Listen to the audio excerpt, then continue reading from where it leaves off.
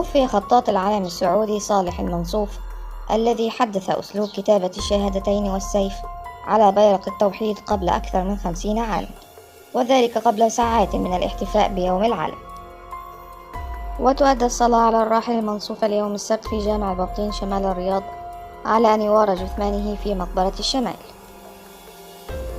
ويعد المنصوف أول خطاط سعودي يخط كلمة التوحيد بيده ورسم السيف على الراية عام 1381، حيث استخدم الصبغ الأبيض في الكتابة في الوقت الذي غابت فيه التقنية وأجهزة الطباعة.